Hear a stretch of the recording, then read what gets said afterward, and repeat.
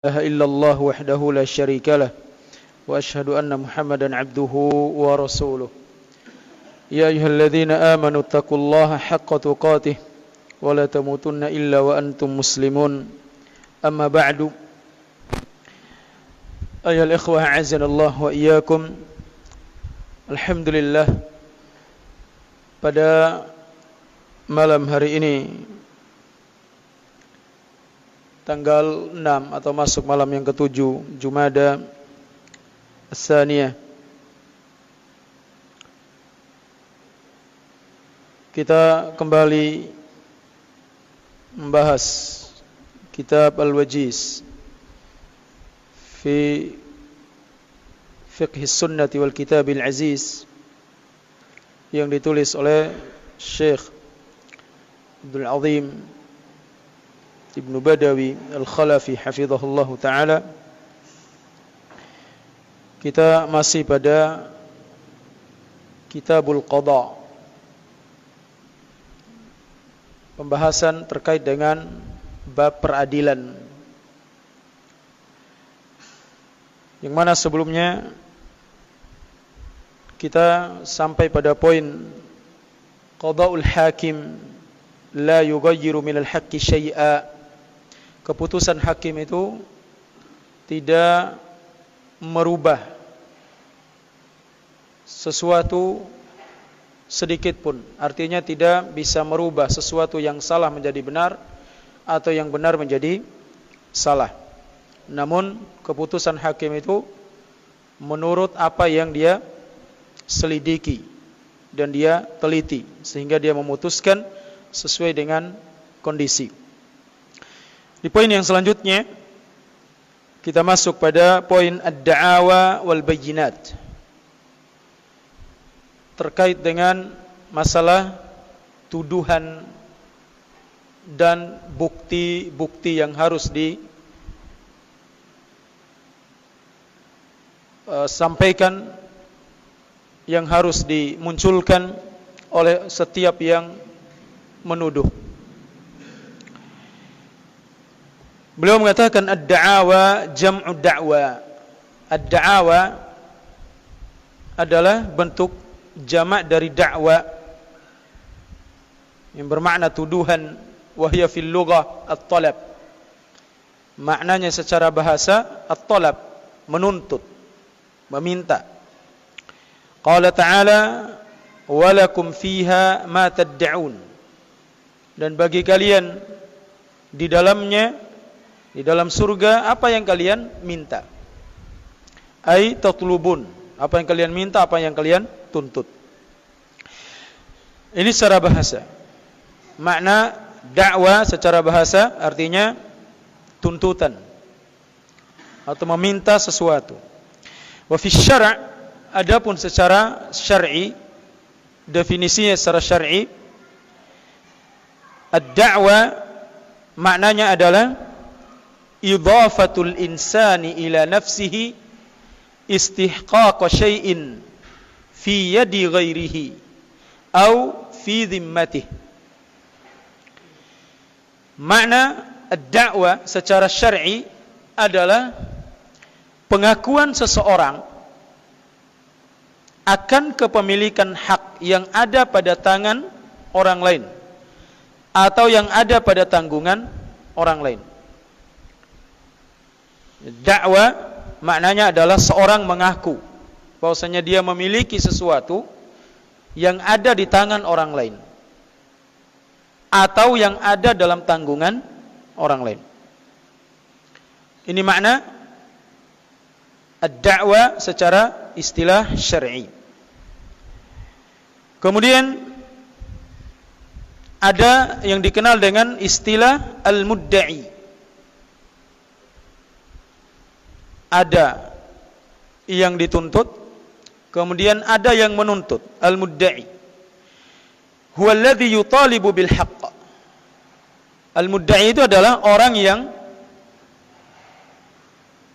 menuntut sesuatu, mengakui atas sesuatu menjadi haknya. Wa idza sakata 'anil mutalabah turik. Kalau dia tidak mau menuntut, berhenti dari tuntutan, maka dibiarkan, artinya tidak diperkarakan lagi. Ini mudda'i, orang yang menuntut. Kemudian ada dikenal dengan istilah al-mudda'a alaih. Al-mudda'a alaihi. Orang yang dituntut, yang didakwahi, yang dituduh. Huwal mutalabu bil haqq. Orang yang dituntut atau yang dituduh atas sesuatu. Wa idza sakata lam yutrak.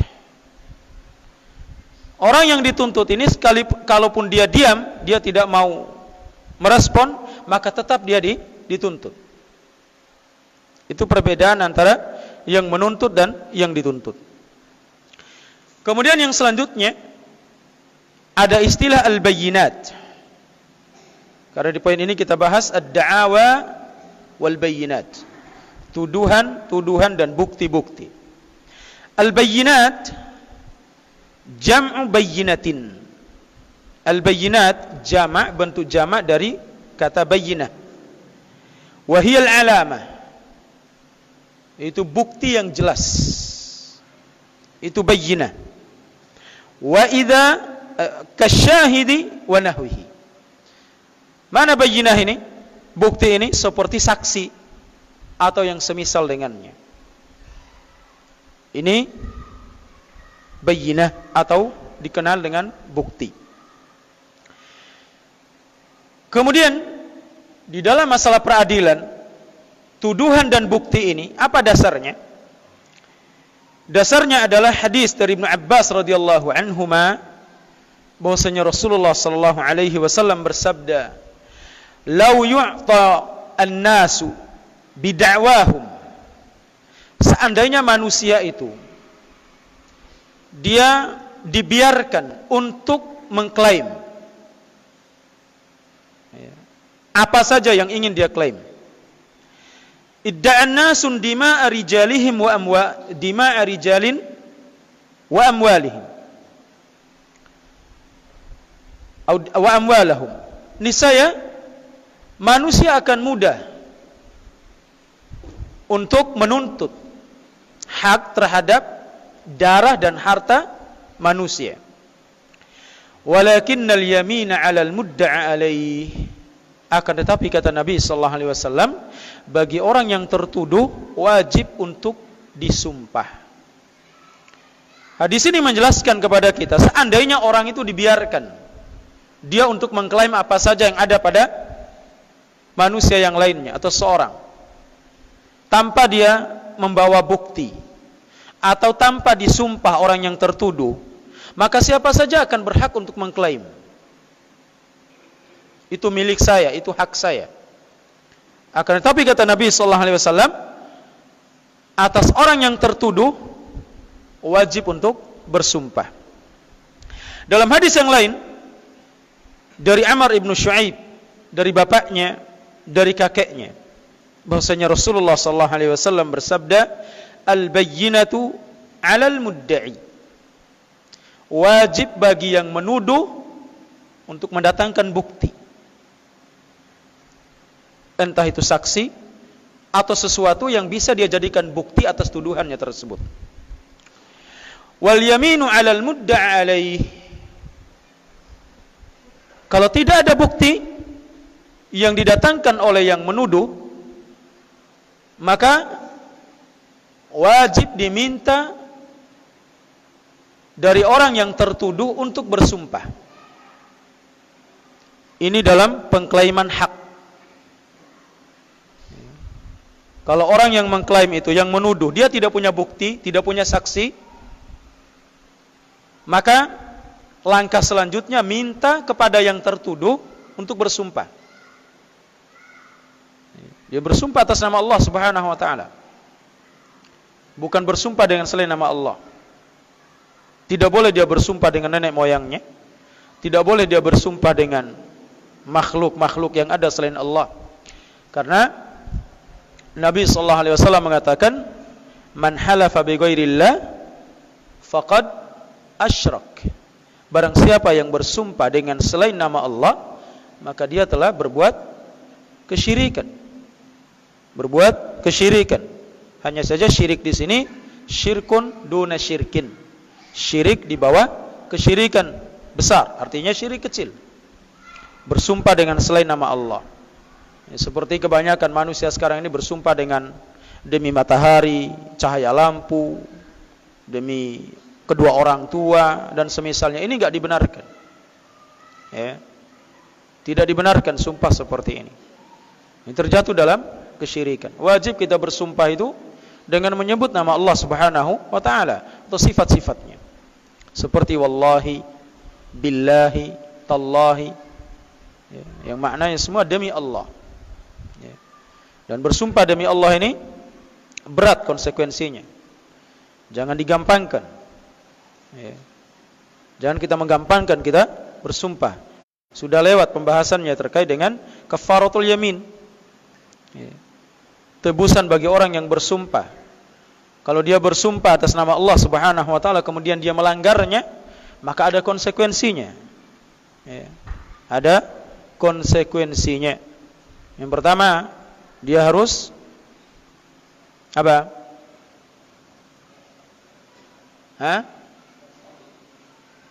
Enggak dengar.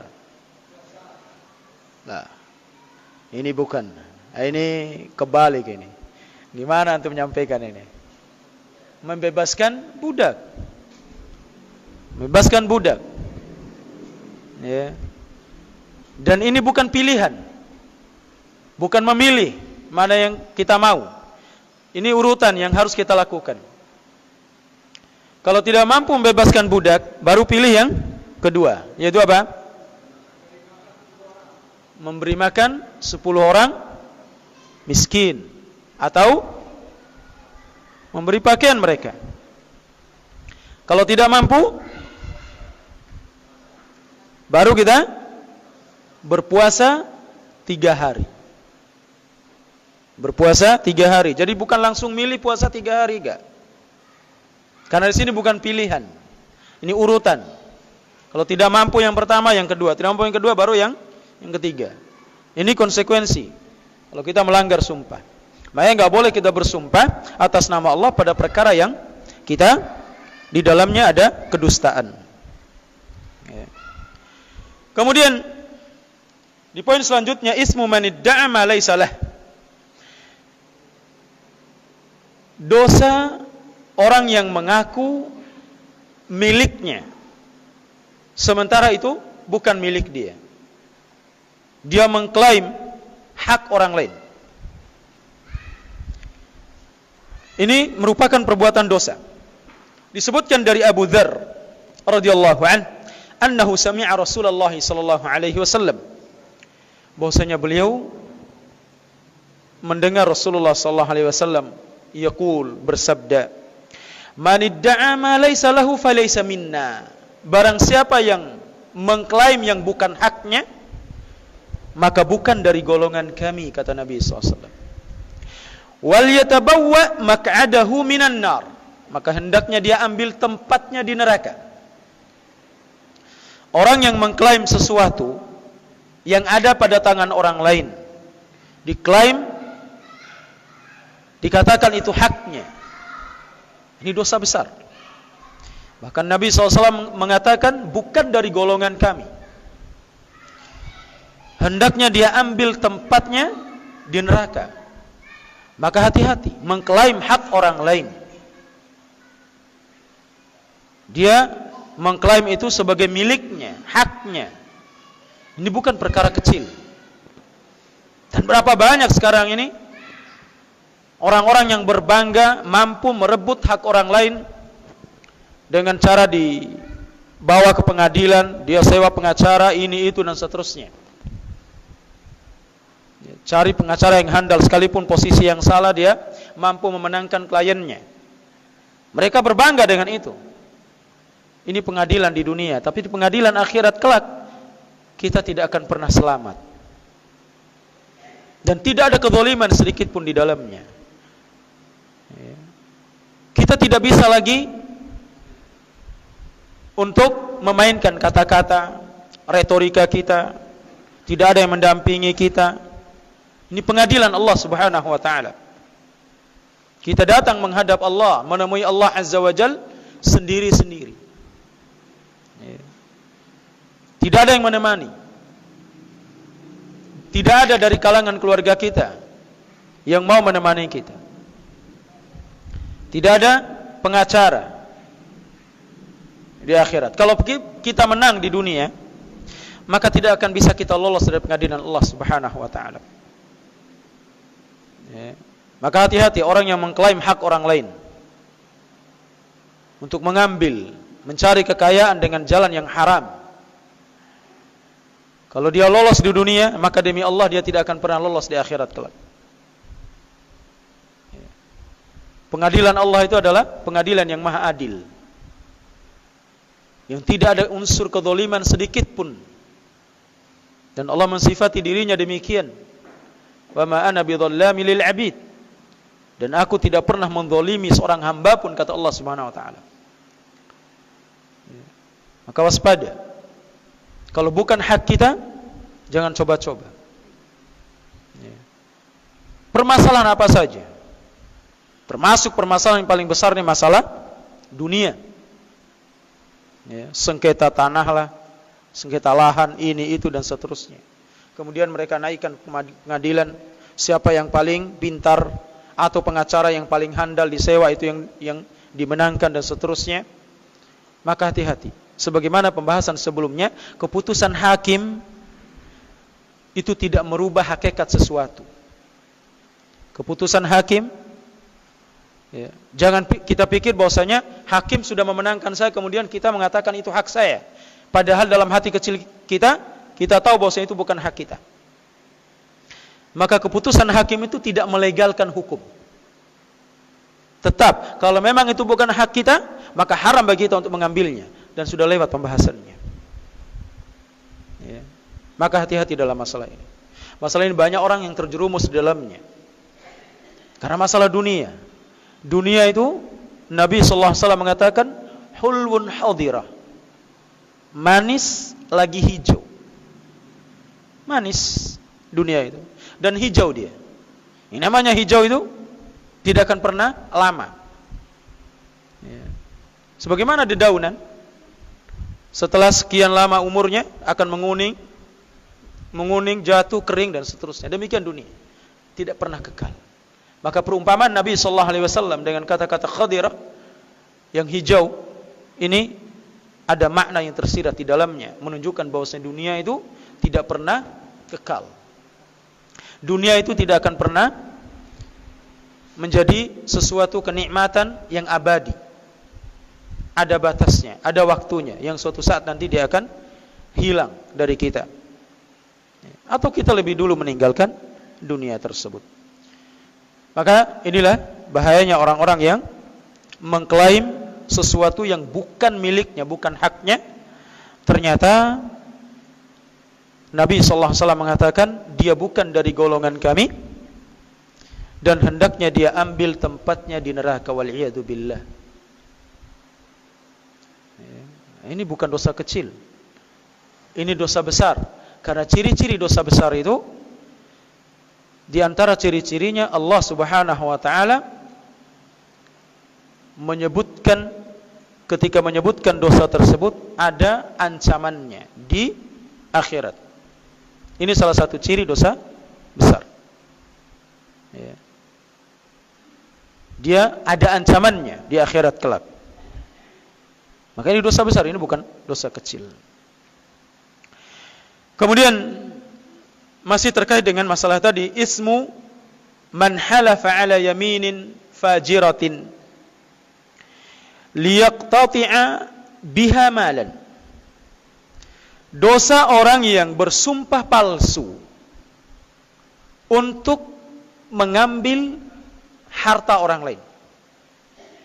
Dia bersumpah palsu.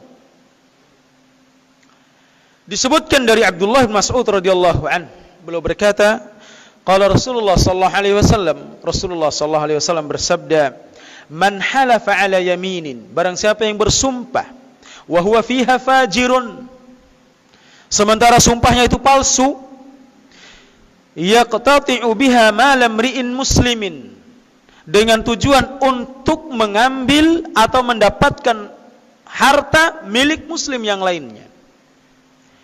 Apa kata Nabi sallallahu alaihi wasallam? Laqiyallaha wa huwa alaihi ghadban. Maka dia akan berjumpa dengan Allah Subhanahu wa taala dalam keadaan Allah murka, Allah marah kepadanya. Dan ini juga dosa besar. Ini ancaman. Marahnya Allah itu bukan seperti marahnya orang tua kita yang bisa kita bujuk, atau marahnya istri kita bisa kita rayu. Lah. Marahnya Allah Subhanahu wa taala itu azab. Azab. Jangankan dia marah, dia tidak melirik kepada kita, itu azab. Sebagaimana Nabi sallallahu alaihi wasallam mengatakan bahwasanya ada orang-orang yang tidak dilirik oleh Allah Subhanahu wa taala di hari kiamat kelak. Ini azab tersendiri. Seperti laki-laki yang dayus, yang membiarkan kemungkaran terjadi dalam rumah tangganya. Membiarkan kemungkaran terjadi dalam rumah tangganya. Seperti biarkan anaknya pacaran. Ini dayus. Membiarkan istrinya ikhtilat, ngobrol dengan laki-laki lain yang tidak ada kebutuhannya. Bahkan yang lebih parah sekarang, membiarkan istrinya terkadang dibonceng sama laki-laki lain ke tempat-tempat kerjanya. Ini laki-laki yang tidak akan dilirik Allah Subhanahu wa taala. Laki-laki yang tidak akan masuk surga, kata Nabi SAW. Laki-laki yang membiarkan kemungkaran terjadi di hadapannya, di rumah tangganya. Demikian juga di antara yang tidak diajak bicara dan tidak dilirik Allah Subhanahu wa taala adalah musbilul izar. Laki-laki yang isbal, yang menurunkan kain ke bawah mata kakinya. Enggak dilirik sama Allah Subhanahu wa taala. Ya. Karena pakaian yang syar'i dari Nabi sallallahu alaihi wasallam. Yang syar'i hendaknya dia memakai pakaian yang di atas mata kaki.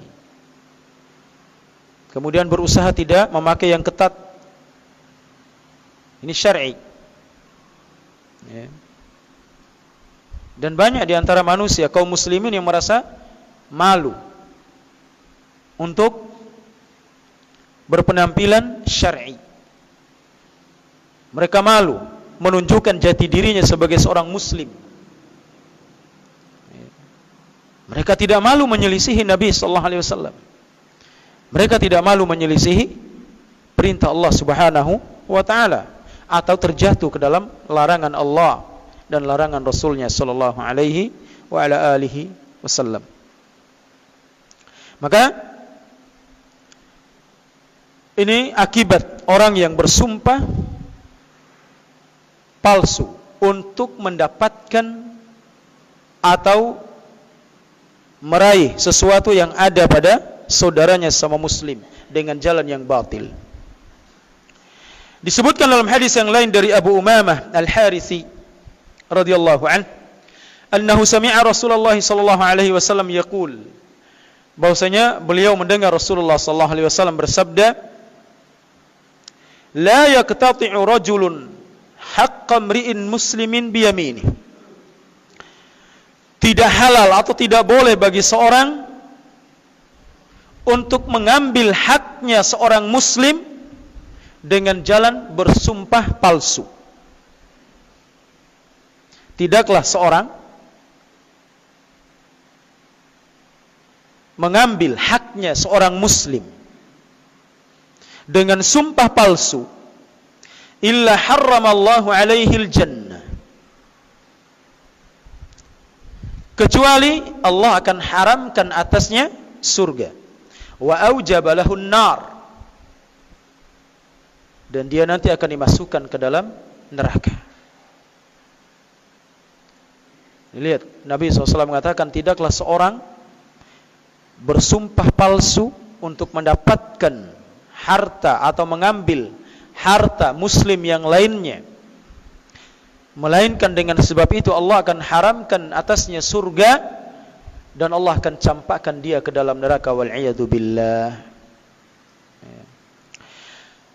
Faqala rajulun minal qaum, maka ada di antara sahabat yang hadir pada saat itu bertanya kepada Nabi sallallahu alaihi wasallam, "Ya Rasulullah, wahai Rasulullah, wa in kana syai'an yasira, sekalipun sesuatu itu remeh."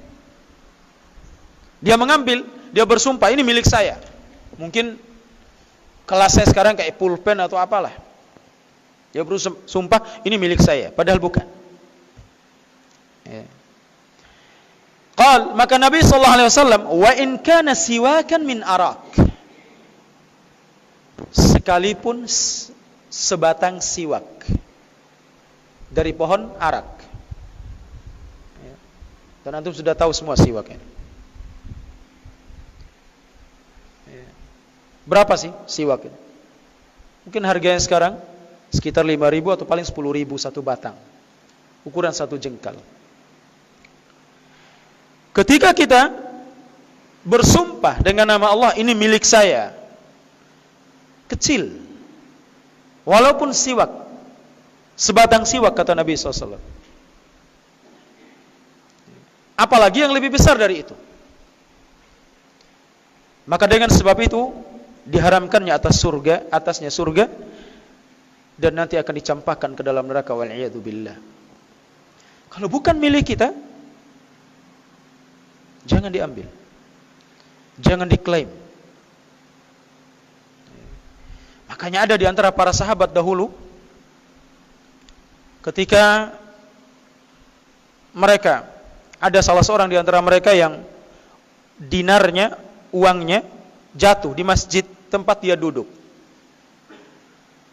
Kemudian ketika dia keluar, dia sadar bahwasanya uangnya jatuh di tempat dia duduk. Akhirnya dia masuk kembali ke masjid. Dia dapati uang itu, dinar itu, tapi dia tidak berani ambil. Kenapa? Khawatir mungkin ada orang yang semisal dengan dia juga hilang uangnya. Padahal itu di tempat duduk dia. Itu kehati-hatian mereka. Hati-hati. Bisa jadi ini ada orang yang sama, semisal nasibnya dengan dia, mungkin uang orang lain, karena dia tidak tahu, karena tidak ada tanda khusus. Gak ada tanda khususnya, gak ada kan di antara kita yang tulis di setiap lembaran kertasnya dipakai stempel nama kita, gak ada. Bahkan mungkin uang itu gak laku. Ini kehati-hatian mereka di zaman itu, yang berbeda di zaman sekarang. Bahkan sudah jelas ini yang punya orang, datang yang punya, kemudian dia katakan, tadi juga saya di sini hilang yang sama. Tidak mau ngalah. Yang mungkin dia tidak merasa kehilangan atau tidak ada yang hilang dari dia. Tapi karena ingin memiliki, karena tamaknya terhadap dunia, tidak tertutup kemungkinan dia akan mengklaim bahwasanya itu punya dia. Ini banyak sekarang. Saudaranya sudah dapatkan, ini punya saya. Ini ada ciri-cirinya. Enggak, saya beli sendiri. Pokoknya saya beli sendiri. Sudah ada bukti-buktinya. Masih juga dipertahankan. Dan ini minimnya ilmu agama yang ada pada mereka sehingga tidak mewariskan rasa takut mereka kepada Allah Subhanahu wa taala. Seandainya mereka faham, seandainya mereka mengilmuinya, niscaya akan ada rasa takut mereka kepada Allah Azza wa Jalla. Karena semakin orang itu mengilmui tentang sesuatu, terutama dalam masalah agama, semakin dia berilmu, semakin dia faham, maka akan semakin dia takut kepada Allah Subhanahu wa taala. Inilah ayolah ikhwah rahimani wa rahimakumullah, bahayanya kita bersumpah dengan sumpah palsu untuk mendapatkan sesuatu yang ada pada saudara kita sesama muslim, yang kita tahu jelas-jelas itu bukan milik kita. Dan ini banyak sekali. Terkadang sekarang ini datang ke pengadilan, disumpah, dibayar saksinya. Dan mereka bersumpah menyebutkan demi Allah, di atas kepala mereka apa? Mushaf. Ya, walaupun tidak ada contohnya seperti itu. Tidak ada contohnya kita harus bersumpah letakkan mushaf di atas kepala kita. Sumpah itu cukup demi Allah, selesai. Mana yang lebih besar? Yang lebih mulia? Allah atau Al-Quran? Mushaf Al-Quran, di dalamnya kalamullah. Kita bersumpah dengan nama Allah Azza wa Jalla. Seharusnya kita merasa takut. Tapi sekarang ini aneh sekarang. Bersumpah dengan nama Allah enteng. Tapi kalau sudah bersumpah demi matahari, takut dia. Demi nenek moyangnya. Ada istilah sumpah apa? Sumpah pocong misalnya. Lebih takut. Lebih takut dari sumpah pocong daripada bersumpah dengan nama Allah Subhanahu wa taala.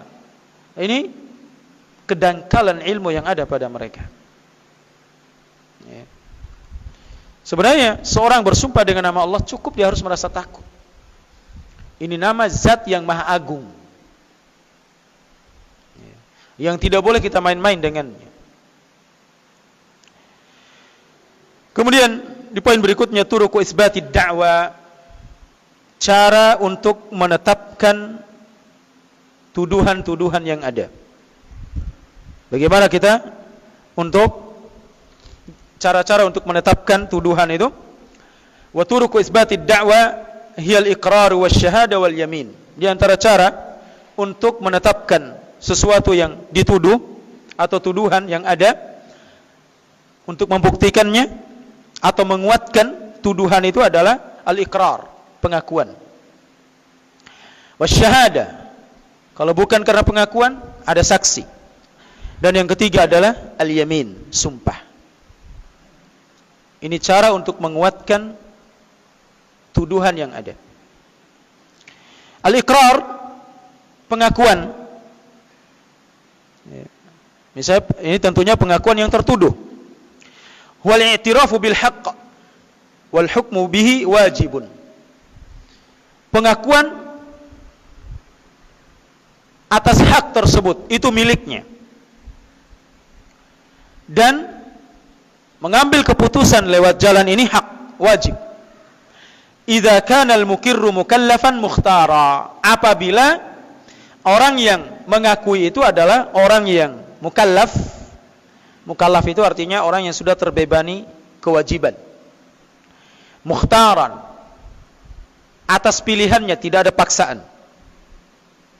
Jadi kalau ada orang yang mengakui sesuatu perbuatan, dia mencuri, dia berzina dan semisalnya, kalau dia ini mukallaf, kemudian dia ini tidak ada unsur paksaan yang lain, atas pilihannya pengakuan tersebut, maka pengakuan seperti ini diterima di sisi hakim.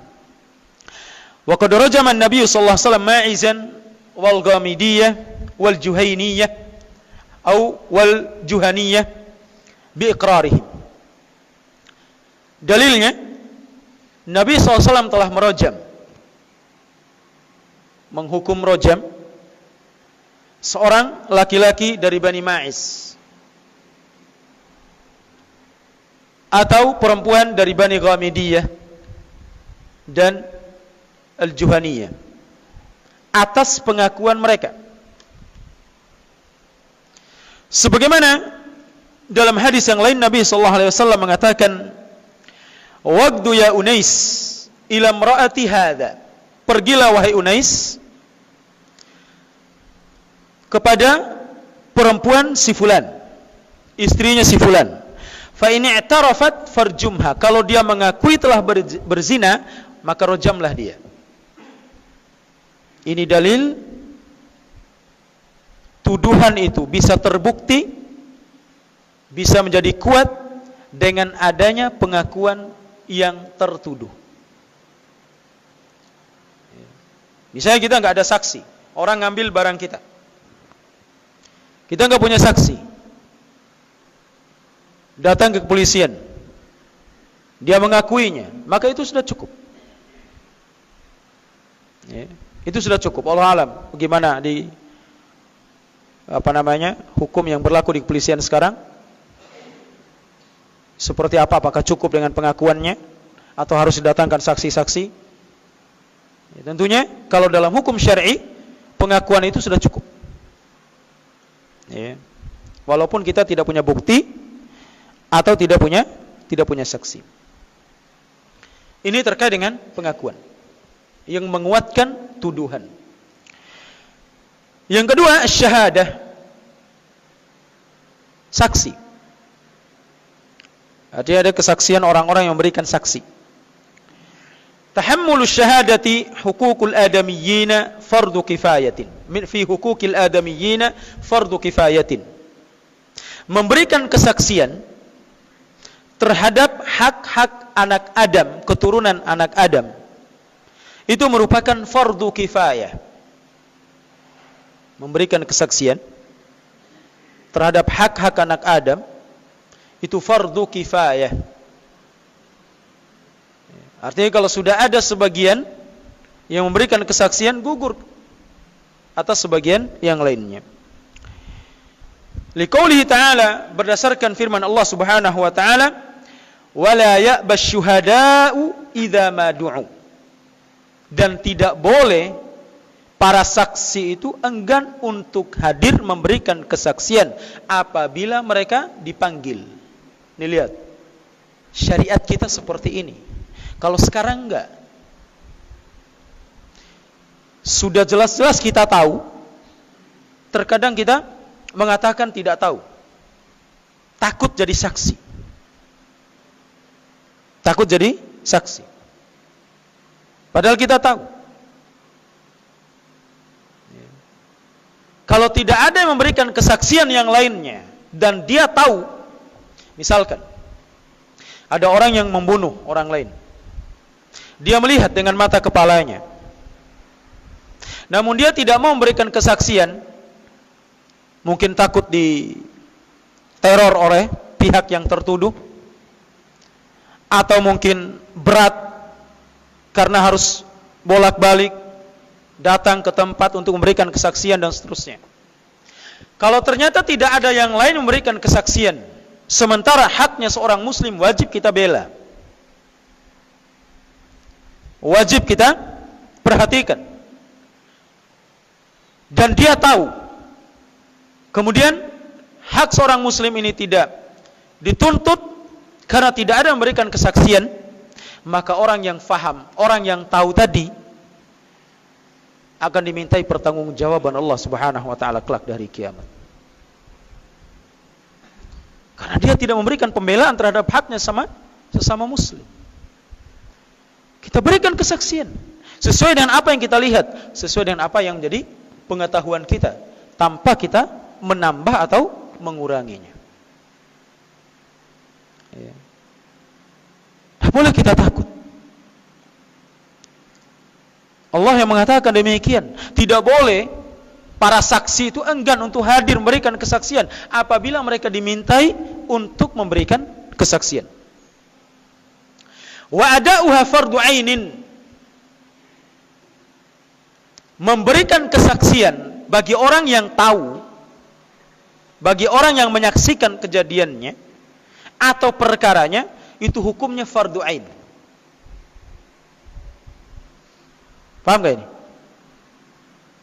Memberikan kesaksian secara umum hukumnya fardu kifayah.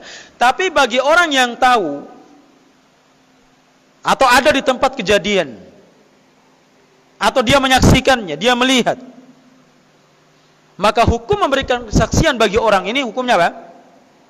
Fardu ain, bukan fardu kifayah. Ya. Hukumnya fardu ain. Sama seperti misalnya hukum mempelajari ilmu tajwid, hukumnya apa? Hukum mempelajari ilmu tajwid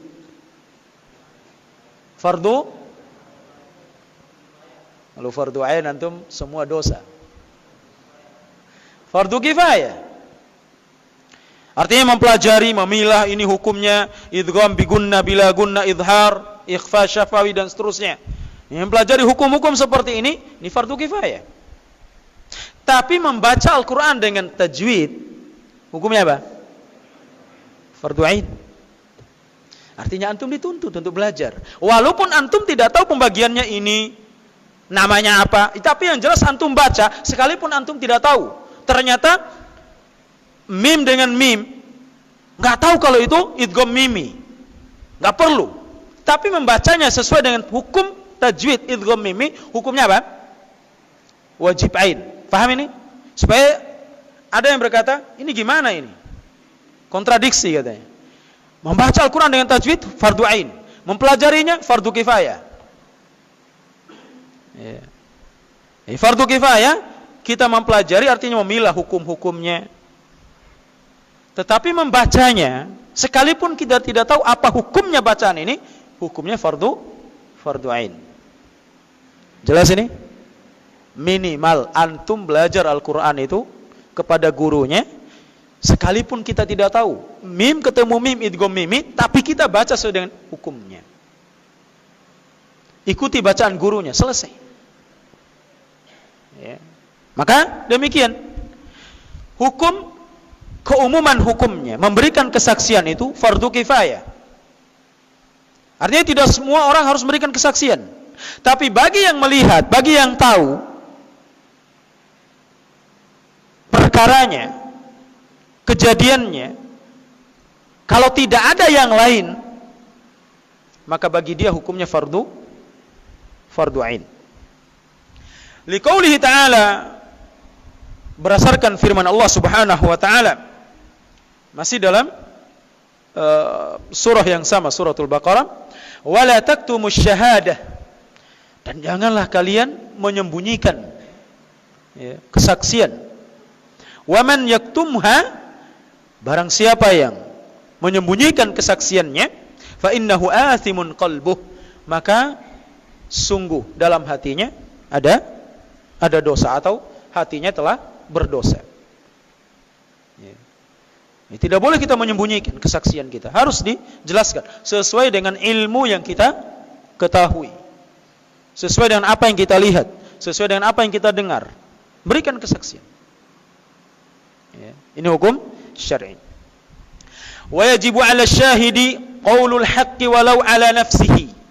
Wajib bagi orang yang bersaksi itu mengucapkan yang benar, yang hak, sekalipun atas dirinya. Dia memberikan kesaksian atas dirinya, wajib dia memberikan kesaksian yang benar. Tidak boleh untuk membela diri kemudian dia memutarbalikkan fakta, memainkan kata-kata dan semisalnya, enggak boleh. Hal ini berdasarkan firman Allah Subhanahu wa taala, ya ayyuhalladzina amanu kunu qawwamina bil qist. Hai orang-orang yang beriman, hendaknya kalian tegakkan keadilan itu seadil-adilnya. Syuhada'a lillah, berikanlah kesaksian itu karena Allah. Walau ala anfusikum, sekalipun atas diri kalian. Awil walidain, ataupun atas kedua orang tua kalian. Wal aqrabin, atau atas kerabat-kerabatmu. Kita ucapkan yang benar. Sekarang ini enggak, ada anaknya kelahi misalnya, sudah sama-sama balik, sudah kena hukum positif misalnya. Terkadang tidak sedikit orang tua tahu anaknya yang memulai atau anaknya yang salah, terkadang di hadapan hakim atau siapapun yang mengadilinya, di kepolisian atau semisalnya, terkadang dia memberikan kesaksian yang tidak sesuai dengan kenyataan, demi memberikan pembelaan kepada anaknya atau kepada saudaranya atau kepada siapapun, bahkan kepada dirinya. Tidak boleh. Kita harus mengatakan yang sebenarnya, jujur. Sebagaimana yang saya sampaikan di awal tadi, kalau di pengadilan dunia kita lolos, tapi di pengadilan akhirat tidak akan pernah lolos selama-lamanya. Pengadilan Allah Azza wa Jalla, kita akan diadili seadil-adilnya. Jangankan terkait dengan hak anak Adam, haknya manusia yang tidak akan diadili. Terhadap binatang pun kita akan diadili. Kita membunuh binatang tanpa ada kebutuhan atau tidak mengganggu kita, nanti akan diadili Allah Subhanahu wa taala. Ya, akan dikisos orang-orang seperti ini. Ya. Bukankah seorang wanita yang menjaga solatnya, menjaga ibadahnya, dia masuk neraka dengan sebab dia mengurung kucing? Tidak dia memberi makan, tidak memberi minum, tidak juga dia lepaskan untuk mencari makan sendiri. Dengan sebab itu dia masuk apa? Masuk neraka, dikisos oleh Allah Subhanahu wa taala. Ini binatang. Ya. Bagaimana dengan manusia? Hak anak Adam lebih diperhatikan Allah Subhanahu wa taala. Antara binatang dengan binatang saja Allah kisos. Ini di akhirat. Kambing yang bertanduk, yang nyeruduk temannya di dunia, yang tidak bertanduk, nanti di akhirat yang bertanduk ini akan diberikan tanduknya kepada yang tidak bertanduk dan disuruh kisos. Ini antara binatang dengan binatang. Setelah kisos selesai, apa kata Allah Subhanahu wa taala? Kuni turaba, jadilah kalian tanah. Akhirnya orang-orang kafir melihat binatang ini setelah selesai kisos dijadikan tanah oleh Allah Subhanahu wa taala, mereka mengatakan ya laitani kuntu turaba. Alangkah bagusnya aku tuh kalau jadi tanah saja. Gak merasakan siksaan azab dalam neraka. Ini antara binatang dengan binatang. Bagaimana dengan hak anak Adam? Ya. Maka ayolah ikhwah rahimani wa rahimakumullah, kita harus mengucapkan sesuatu yang jujur, menyampaikan sesuatu yang hak, yang benar, sekalipun menyakitkan diri kita. Ya. Oh, kita wajib bela diri dan seterusnya. Iya, kalau bela diri sesuai dengan yang hak. Kalau terjadi kecurangan di dalamnya maka enggak boleh, haram hukumnya. Wa yahrumu ay yashhada bi ghairi ilmin. Tidak boleh seorang memberikan kesaksian kalau dia tidak tahu. Tidak tahu kejadiannya, tidak ada tempat kejadian, tidak pernah melihat, tidak pernah mendengar. Enggak boleh dia berikan kesaksian. Hal ini berdasarkan firman Allah Subhanahu wa ta'ala, man syahida bil haqqi wa hum ya'lamun. Kecuali orang-orang yang memberikan kesaksian dengan hak, dengan benar, dan mereka mengetahuinya. Artinya ayat ini menjelaskan tidak boleh kita memberikan kesaksian kalau tidak kita tahu. Ini banyak orang-orang sekarang ini kadang saksi dibayar. Pokoknya kamu harus sampaikan begini-begini, diajarin dulu. Ya, diajarin dulu. Ya. Ada pelatihan saksinya. Ini enggak boleh. Inilah orang-orang yang bersaksi palsu, yang diancam oleh Nabi SAW dengan neraka. Wa syahadatuz zuri min akbaril kabair. Dan memberikan kesaksian palsu itu merupakan salah satu dari dosa-dosa besar. Li hadis Abi Bakrah, berdasarkan hadis dari Abi Bakrah, beliau berkata qala Rasulullah sallallahu alaihi wasallam, Rasulullah sallallahu alaihi wasallam bersabda, ala unabbiukum bi akbaril kabair. Maukah kalian aku kabarkan tentang dosa-dosa besar? Dosa besar yang paling besar. Qulna bala ya Rasulullah. Maka kami mengatakan iya ya Rasulullah. Qal, maka Nabi SAW mengatakan al-isyraku billah. Dosa besar yang paling besar, yang urutan pertama, al-isyraku billah, menyekutukan Allah Subhanahu wa taala. Wa uququl walidain, durhaka kepada kedua orang tua. Lihat, diurutkan setelah kesyirikan kepada Allah Subhanahu wa taala. Begitu besarnya hak orang tua. Yang di akhir zaman banyak manusia yang tidak menunaikan hak orang tuanya, yang merupakan kewajiban seorang anak terhadap orang tua. Ya. Jangankan kita berbuat yang lebih menyakiti hati mereka, apalagi sampai memukul mereka. Sekedar mengatakan kepada orang tua, itu sudah dosa besar. Dosa besar. Mengatakan mungkin orang tuanya minta sesuatu, atau mungkin menyuruh untuk melakukan sesuatu, dia katakan sekedar ini dosa besar. Bagaimana dengan sekarang?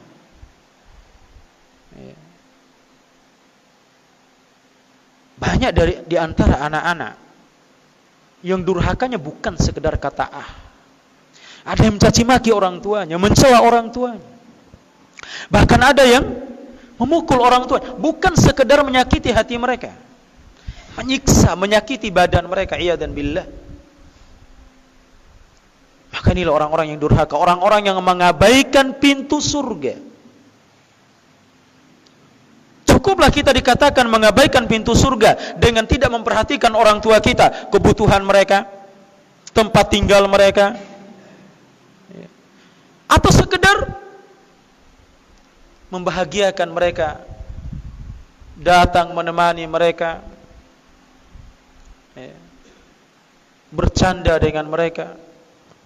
Yang sekarang banyak orang anak yang mengabaikan hak-hak orang tua. Di antaranya mungkin ada yang tidak berbicara dengan orang tuanya, sekedar datang menyapa kedua orang tuanya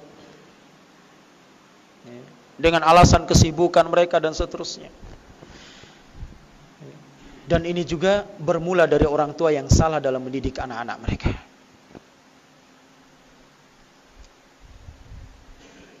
Maka bagi kita, sebelum terlambat, perbaiki pendidikan anak-anak kita.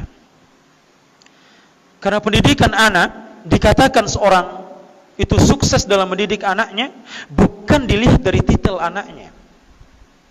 Apa titelnya? Jabatan apa yang dia dapatkan? Sejauh mana atau sebanyak apa harta benda yang dia miliki? Bukan itu suksesnya. Orang tua mendidik anak. Orang tua sukses dalam mendidik anak apabila anak itu dipahamkan agama. Difahamkan agama. Kemudian anaknya dengan sebab dia faham agama akan berbakti kepada orang tuanya. Itu sukses yang sebenarnya.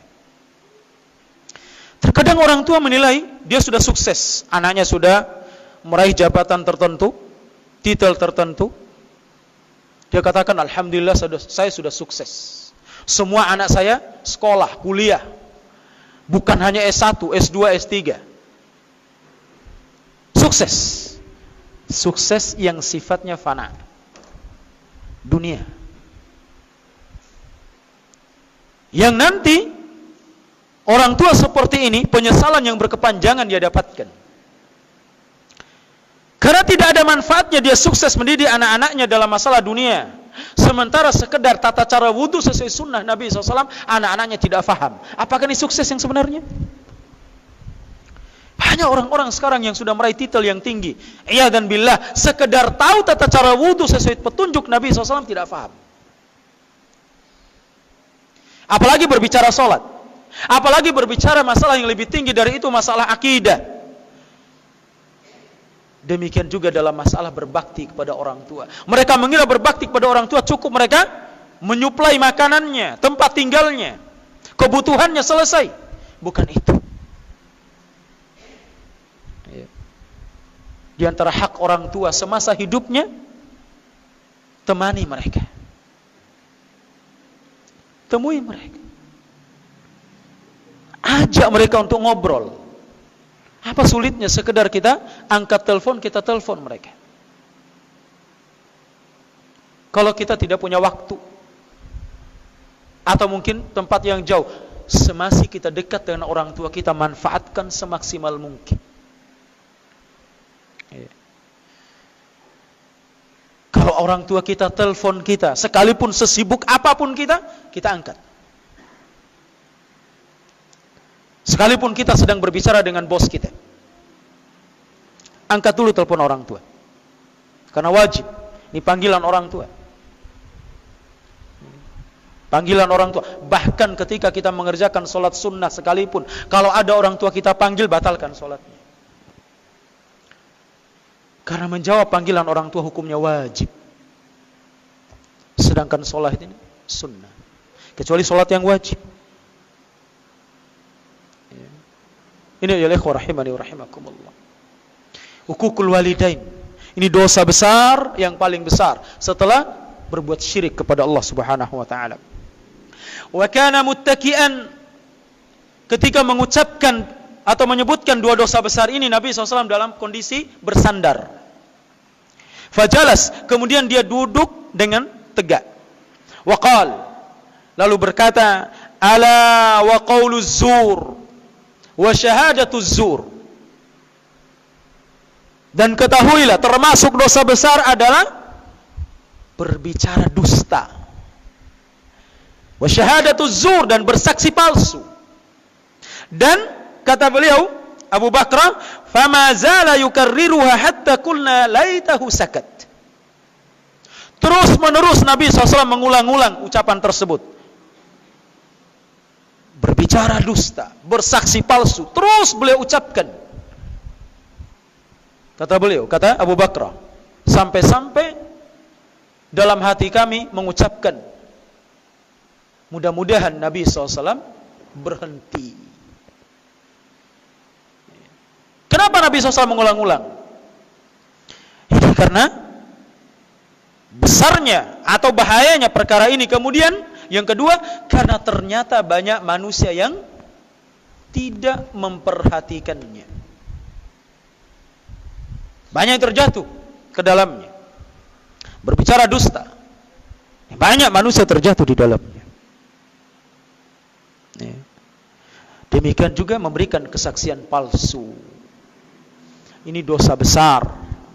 Di antara dosa-dosa yang paling besar adalah memberikan kesaksian palsu. Inilah ya ikhwah rahimani wa rahimakumullah. Masih ada beberapa poin masih pada Kitabul Qadha, pembahasan masalah bab peradilan. Insyaallah kita akan selesaikan pada pertemuan berikutnya insyaallah taala. Baru kita akan lanjutkan di pembahasan yang terakhir, yaitu Kitabul Jihad.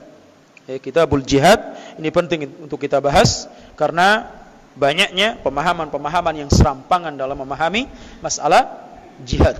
Seperti apa jihad? Ini akan kita jelaskan pada pertemuan-pertemuan selanjutnya terkait dengan dawabit-dawabitnya, kaedah-kaedah jihad yang harus kita perhatikan. Wallahu taala a'la wa a'lam. Demikian yang bisa Anda sampaikan pada kesempatan malam hari ini.